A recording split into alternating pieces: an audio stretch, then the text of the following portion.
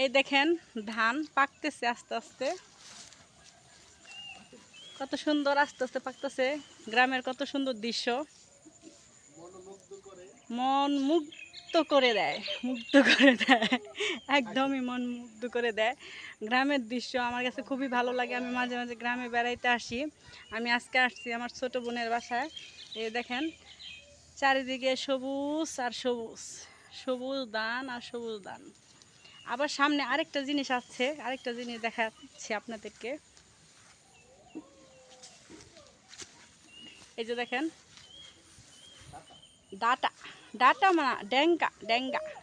আমরা গ্রামের ভাষায় এটাকে বলি ড্যাঙ্গা।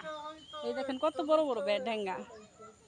আবার দেখেন ওই যে কলা গাছও আছে, দেখতেছেন কলা গাছও আছে।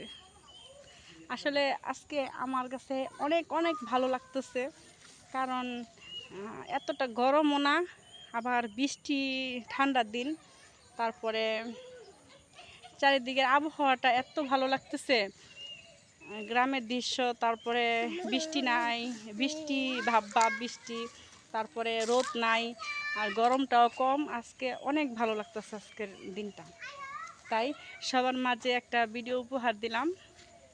সবাই ভালো থাকবেন আর সুস্থ থাকবেন, আর বেশি বেশি লাইক কমেন্ট শেয়ার করবেন আমার ভিডিওতে, আরও সুন্দর সুন্দর ভিডিও পেতে।